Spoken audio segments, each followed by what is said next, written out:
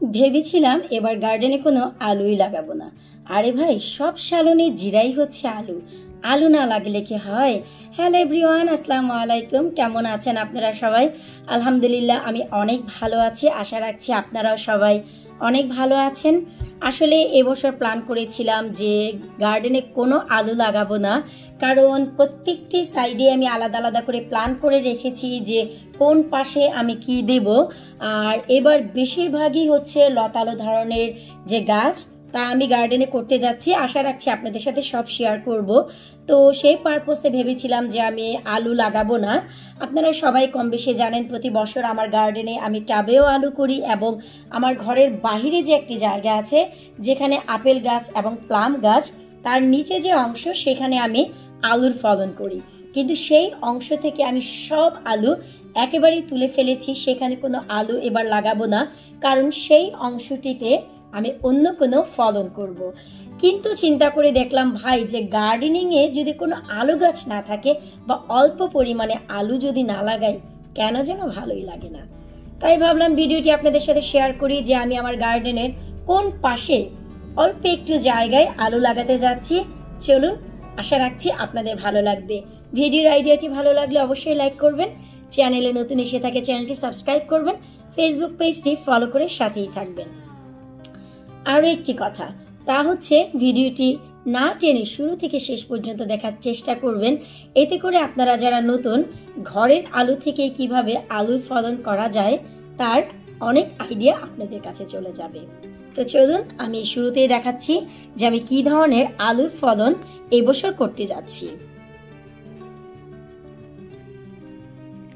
এই হচ্ছে এখানে আমি আলু লাগাতে যাচ্ছি। অনেকেই আলুর ফলন করে গার্ডেন সেন্টার থেকে আলু কিনে নিয়ে আসে, যেখানে রুট হয়ে যায় সেই ধরনের আলু তারা লাগায়।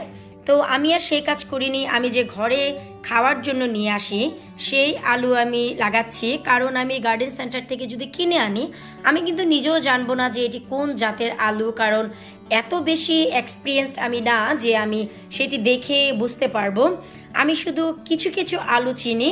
তো সেই হিসেবে চিন্তা করলাম যে না, রিস্ক নেব না, যেহেতু গার্ডেনের একটি পাশে আমি আলু করব, তাছাড়া আলুর ফলন একেবারেই করতে চাচ্ছিলাম না। তো চলুন আমি আপনাদের দেখাচ্ছি যে আমি কি ধরনের আলু লাগাচ্ছি। আমি এখানে 3 ধরনের আলু একটি পটে লাগাবো। তার ভিতর ওয়ান অফ দ্য বেস্ট যা হচ্ছে, এই যে আমি একটু দেখাচ্ছি, আপনারা নিজেরাই বুঝতে পারবেন আলুর টেক্সচারগুলো দেখে। এই যে একটি আলু, আপনারা একটু দেখুন যে ভেতরটি হচ্ছে হলুদ রঙের। তারপর আমি আরও একটি আলু দেখাচ্ছি। এই যে দেখুন, এটি হচ্ছে সাদা, তবে খুবই টাইট যেটি। এরপর এই যে আরেকটি আলু আমি দেখাচ্ছি, এটি হচ্ছে সাদা এবং হলুদের মাঝামাঝি, খুবই টাইট প্রকৃতির আলু। তো ওয়ান অফ দ্য বেস্ট যে পটেটো তা হচ্ছে রয়্যাল জার্সি।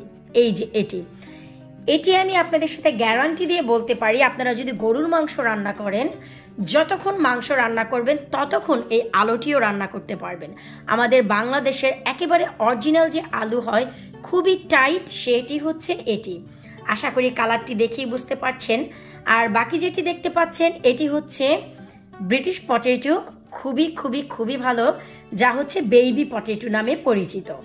খুবই টাইট। আমি অলওয়েজ এটি দিয়ে ভর্তা খাই, তরকারি খাই, এবং এই যেটি হচ্ছে রয়্যাল জার্সি, এটি দিয়েও আমি বেশিরভাগ আলুর ভর্তা খাই এবং গরুর মাংসতে দিই। খুবই টেস্ট। আর এটি হচ্ছে সালাদ পটেটো, যা হচ্ছে উইকলি এক কোম্পানির one of the best potato হচ্ছে, আমি বলবো এটি রয়্যাল জার্সি। তারপর হচ্ছে এই বেবি পটেটো, এবং এই যে আপনারা সালাদ পটেটো দেখছেন, এটিও হচ্ছে বেবি পটেটো। এই 3টি আলুই হচ্ছে টাইট। বাকি যে আলুগুলো আমরা সব থেকে নিয়ে আসি, তা রান্নার পরপরই একেবারে তরকারি মাখিয়ে যায়, গলে খুবই বিশ্রী অবস্থা হয়। সে ব্যাপারে আমি ভাই একেবারে রিস্ক নিতে চাচ্ছি না। যেহেতু গার্ডেনের একটি পাশে আলু লাগাবো, সেই হিসেবে কেন রিস্ক নেব। তাই একটি পটে আমি আলু করব 3 ধরনের আলু। এই যে দেখুন, আমি ঘরে যে খাওয়ার জন্য আলু নিয়ে এসেছি, সেই আলুতে ঠিক এমনই রুট হয়ে গেছে, গাছ বের হয়ে যাচ্ছে। তা এখন যদি এই আলুগুলো মাটি পায়, খুব সহজেই গাছ হবে। তো চলুন আমরা আলু লাগাতে চলে যাই।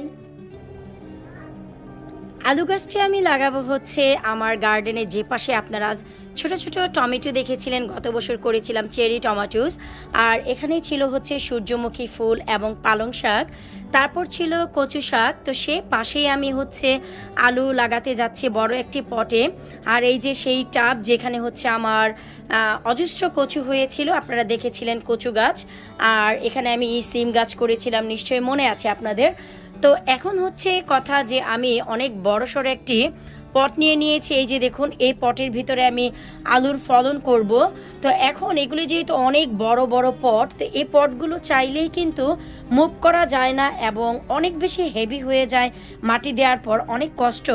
তো শুরুতেই আমি আপনাদের সাথে যে জিনিসটি শেয়ার করতে যাচ্ছি, আশা রাখছি আপনাদের ভালো লাগবে।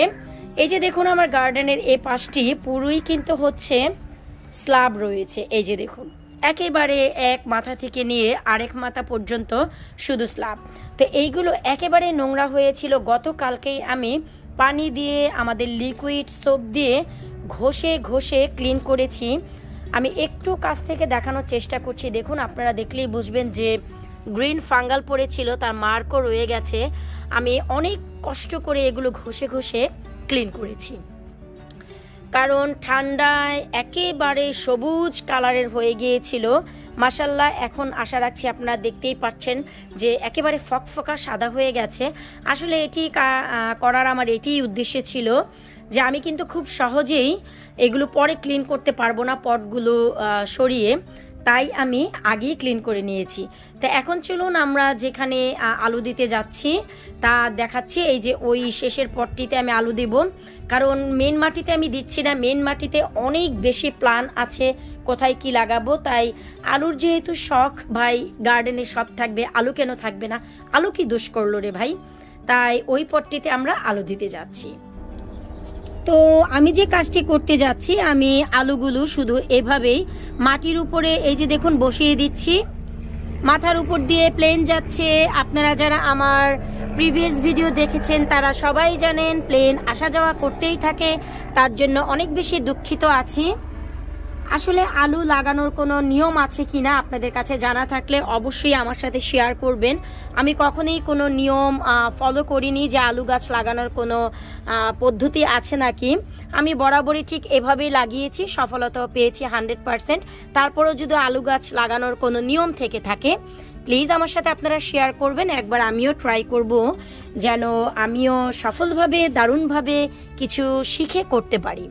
তো যাই হোক, আমি হচ্ছি এই যে এভাবেই দেখুন মুখগুলো উপরের দিকে দিয়েছি, আই মিন যেখানে মাথাগুলো বের হয়েছে, আই মিন যেখানে আলু গাছের রুটগুলো বের হচ্ছে, একটু জাস্ট মাটির নিচে প্রেস করে করে দিচ্ছি। আর এই যে দেখুন দেখাচ্ছি, আমি পুরো পটটি ভরে দিয়েছি আলু দিয়ে। কত দারুণ লাগছে তাই না? অসাধারণ লাগছে, খুবই চমৎকার লাগছে।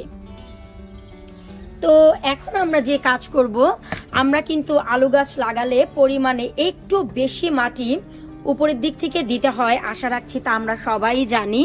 তো এখন এর উপরে আমি একেবারে ধরে মাটি এভাবে দিয়ে দিব। এই যে দেখুন, কারণ আমাদের কিন্তু অনেক পরিমাণে মাটি দিতে হয় আলু গাছের জন্য। তো আমি সবগুলো মাটি দিয়ে আলুগুলোকে ঢেকে দিব, এই হচ্ছে আমাদের কাজ। এই যে দেখুন, এই তো সম্পূর্ণ পটটি আমরা মাটি দিয়ে ঢেকে দিয়েছি। আসলে উপরের দিক থেকে যত বেশি মাটি দেওয়া যায় ততই ভালো, কারণ আলুর এই শিকড় নিচ দিক থেকে হতে অনেক সময় লাগে, তারপর গাছগুলো ওঠে। আলু গাছের উপরে যদি মাটি বেশি থাকে গাছগুলো খুব বেশি পোক্ত হয়ে ওঠে। এটাই ভাই আমি জানি, বিক্রমপুরের মেয়ে তো। এই তো দেখলেন যে আমরা আলু লাগিয়ে চলে আসলাম, আর তেমন কোনো তাকঝামো নেই। আপনারা চেষ্টা করবেন যারা আলু লাগান, জাস্ট আলুগুলো একটু ঠান্ডা জায়গায় রেখে দিলেই দেখবেন যে আলু গাছ থেকে এমনিই শিকড় বের হয়ে যাচ্ছে, আই মিন যে উপরে মুখগুলো বের হয়ে যাচ্ছে। তাছাড়া ঠান্ডাতেও রাখতে হয় না, ইউকেতে এত ঠান্ডা।